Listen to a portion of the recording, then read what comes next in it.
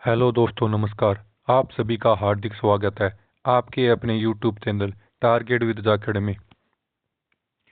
हमने जो series start की थी उसका आज हम पार्ट 5 करने वाले हैं, जिसके अंतर्गत हम 20 महत्वपूर्ण प्रश्नों की व्याख्या सहित हल करेंगे। किसी कारणवश हमारी कल क्लास नहीं हुई थी, तो आज हम कंटिन्यू करते हैं। एक बार क्लास को आप शेयर कर दीजिए और चैनल को सब्सक्राइब कर लीजिए ताकि दूसरे बच्चों को भी इसका फ़ायदा पहुंच सके। तो चलिए चलते हैं आज के पहले क्वेश्चन पे। क्वेश्चन नंबर 1 है कि भारतीय संविधान की प्रारूप समिति का गठन किस तिथि को किया गया था। ऑप्शन ए 9 दिसंबर 1946, ऑप्शन बी 29 अगस्त 1947, ऑप्शन सी 26 नवंबर 1949 और ऑप्शन डी है 26 जनवरी 1950। तो आपको बताना है इसका सही उत्तर क्या होगा। तो इसका सही उत्तर होगा 29 अगस्त 1947। अगर हम इसके सदस्य की बात करें तो इसके अंदर 7 सदस्य थे, उसमें से B.R. अम्बेडकर जो कि अध्यक्ष बनाए गए थे। इसके अलावा 9 दिसंबर 1947 को संविधान सभा की पहली बैठक हुई थी और 26 नवंबर 1949 को संविधान को एडॉप्ट किया गया था। चलिए चलते हैं अगले क्वेश्चन पे। क्वेश्चन नंबर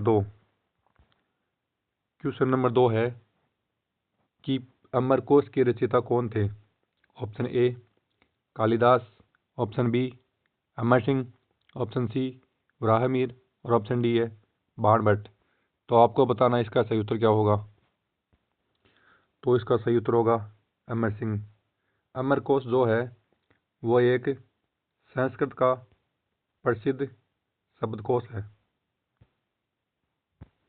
इसके अलावा कालिदास ने अभिज्ञान शाकुंतलम, मेघदूत और रघुवंश की रचनाएं की हैं। और वराहमिहिर जो है उसने वृत्त संहिता और पंच सिद्धांतिका लिखी है। इसके अलावा बाणभट्ट ने हरचरित्र और कादंबरी की रचना की है। अब चलते हैं अगले क्वेश्चन पर।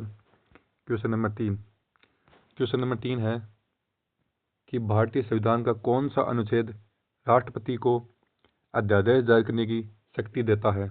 ऑप्शन ए अनुच्छेद 72, ऑप्शन बी है अनुच्छेद 123, ऑप्शन सी अनुच्छेद 356 और ऑप्शन डी अनुच्छेद 368। तो आपको बताना है इसका सही उत्तर क्या होगा।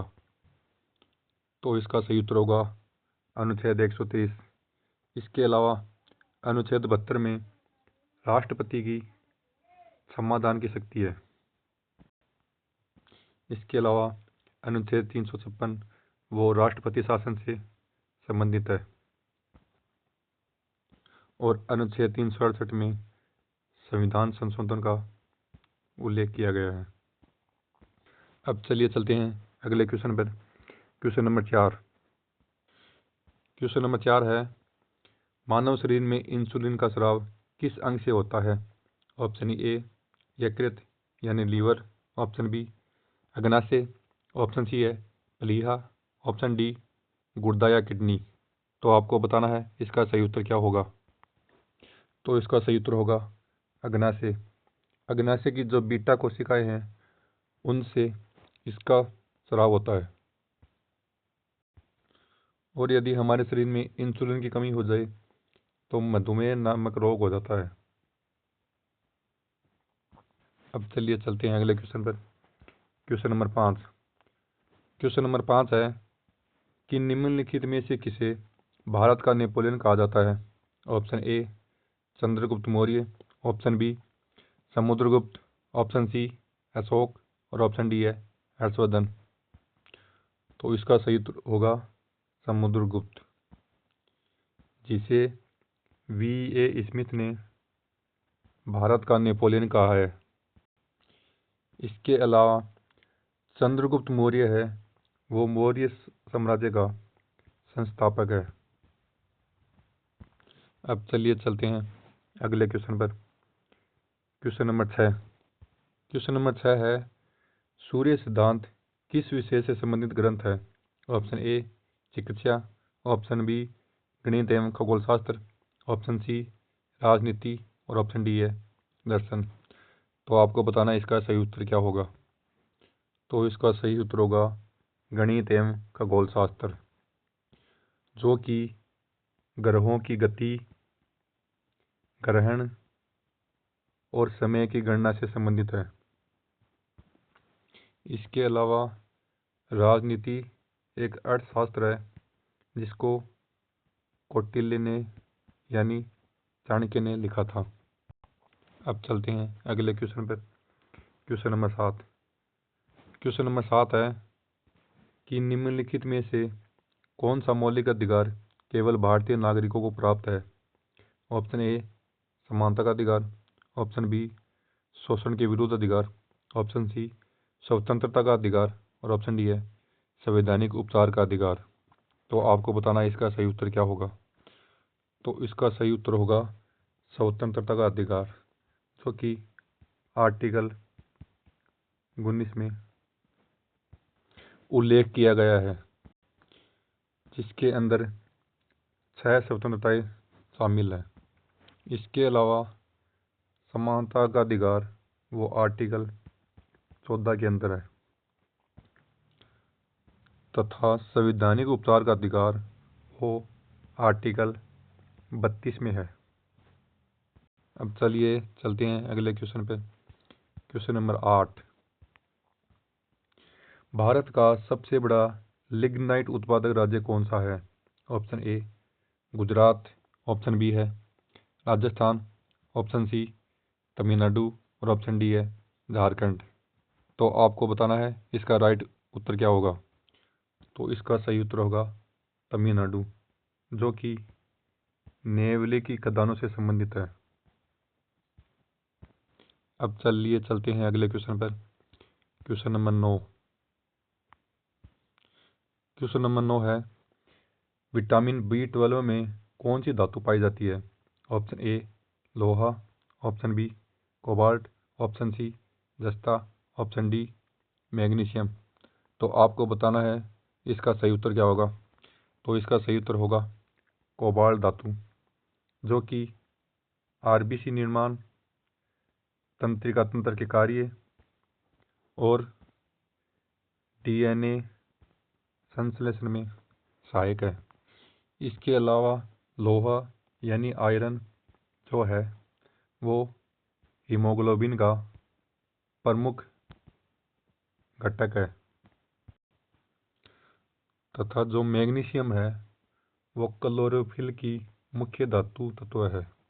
अब चलिए चलते हैं अगले क्वेश्चन पे। Question number 10। क्वेश्चन नंबर 10 है कि स्वराज मेरा जन्मसिद्ध अधिकार है का नारा किसने दिया था? Option A Mahatma Gandhi, option B है बाल गंगाधर तिलक, ऑप्शन सी लाला लाजपत राय और ऑप्शन डी है विपिन चंद्र पाल। तो आपको इसका सही उत्तर बताना है क्या होगा। तो इसका सही उत्तर होगा बाल गंगाधर तिलक। इसके अलावा इनको लोकमान्य तिलक की भी कहा जाता है तथा लाला लाजपत राय उन्हें पंजाब केसरी कहा जाता है। अब चलिए चलते हैं अगले क्वेश्चन पर। Question number 11। भारत का पहला राष्ट्रीय उद्यान कौन सा है?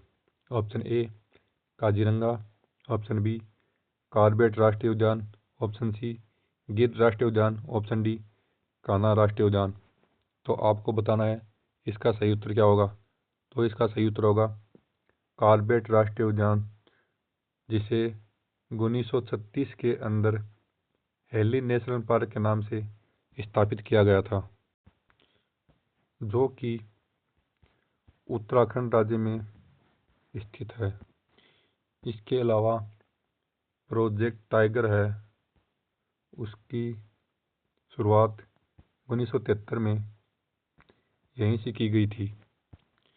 इसके अलावा काजीरंगा है वो असम में एक सींग वाले गैंडों के लिए प्रसिद्ध है। गिर राष्ट्रीय उद्यान है वो एशियाई शेर के लिए प्रसिद्ध है। अब चलिए चलते हैं अगले क्वेश्चन पे। Question number 12। क्वेश्चन नंबर 12 है, योजना आयोग का गठन किस वर्ष किया गया था? Option A 1947, option B 1949, option C 1950 और ऑप्शन डी 1952। तो इसका सही उत्तर बताना है कि इसका सही उत्तर क्या होगा।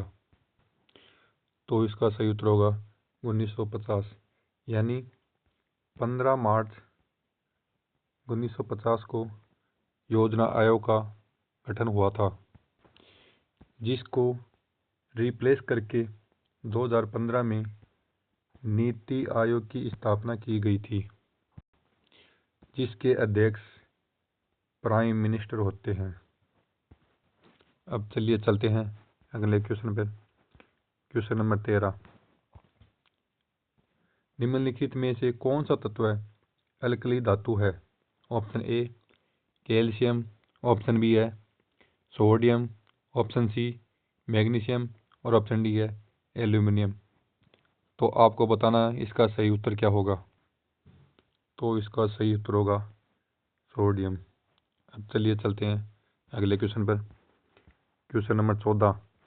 क्वेश्चन नंबर 14 है, भारतीय संविधान की 8वीं अनुसूची में वर्तमान में कितनी भाषाएं हैं? Option A 18, option B 20, option C 22 और ऑप्शन डी है 24। तो आपको बताना है इसका सही उत्तर क्या होगा। तो इसका सही उत्तर होगा 22 भाषाएं। अगर हम प्रारंभ की बात करें तो उस समय सिर्फ 14 भाषाएं शामिल थी।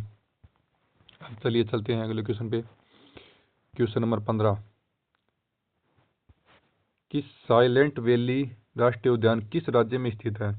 ऑप्शन ए कर्नाटक में, option B Tamil Nadu, option C Kerala और ऑप्शन डी गोवा। तो आपको बताना है इसका सही उत्तर क्या होगा। तो इसका सही उत्तर होगा केरल। इसके अलावा कर्नाटक में एक तो बांदीपुर और दूसरा नागरहोल नेशनल पार्क है। अब चलिए चलते हैं अगले क्वेश्चन पे। Question number 16। क्वेश्चन नंबर 16 है, रेड डाटा बुक किससे संबंधित है? ऑप्शन ए दुर्लभ एवं संकटग्रस्त जीव जंतु और वनस्पतियों से, ऑप्शन बी जनगणना, ऑप्शन सी कृषि उत्पादन और ऑप्शन डी है खनिज संसाधन। तो आपको इसका सही उत्तर बताना है क्या होगा। तो इसका सही उत्तर होगा दुर्लभ एवं संकटग्रस्त जीव जंतु और वनस्पतियाँ। अब चलिए चलते हैं अगले क्वेश्चन पे। Question number 17। क्वेश्चन नंबर 17 है कि भारतीय संविधान का कौन सा भाग राज्य के नीति निर्देशक तत्वों से संबंधित है? ऑप्शन ए भाग 2, ऑप्शन बी भाग 3, ऑप्शन सी भाग 4 और ऑप्शन डी है भाग 4A। तो इसका सही उत्तर होगा भाग 4, जो कि आर्टिकल 36 से 51 शामिल है।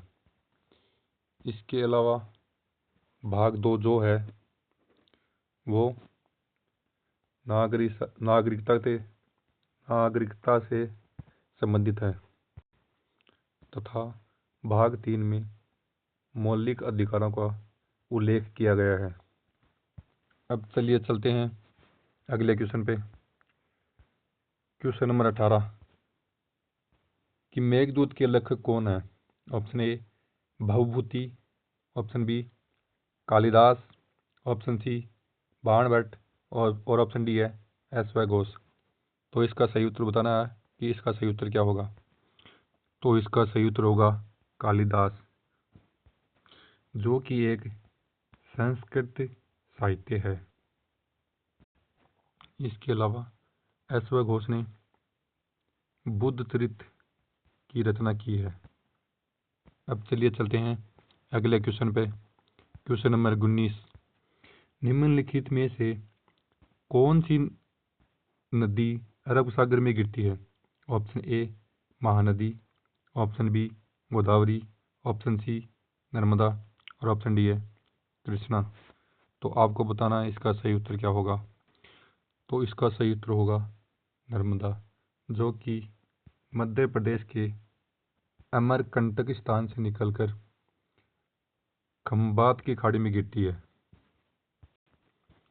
इसके अलावा अगर हम बात करें महानदी, गोदावरी और कृष्णा की, ये तीनों नदियाँ बंगाल की खाड़ी में जाके गिरती हैं। अब चलिए चलते हैं अगले क्वेश्चन पे, क्वेश्चन नंबर 20, जो कि आज का अंतिम क्वेश्चन है। संयुक्त राष्ट्र संघ यूएन का मुख्यालय कहाँ स्थित है? Option A Geneva, option B Paris, option C New York और ऑप्शन डी है वियना। तो आपको बताना है इसका सही उत्तर क्या होगा। तो इसका सही उत्तर होगा न्यूयॉर्क। अगर हम इसकी स्थापना की बात करें तो इसकी स्थापना 24 अक्टूबर 1945 को हुई थी और इसका मुख्यालय वो अमेरिका में स्थित है। अगर इसके सदस्य देशों की बात करें तो इसके 193 देश इसके सदस्य हैं। तो आज हमारी ये क्लास कंप्लीट हो चुकी है और आपको कमेंट में बताना है कि हमारी एक आज की क्लास कैसी लगी। तो सभी को जय हिंद, जय भारत। मिलते हैं अगली क्लास में।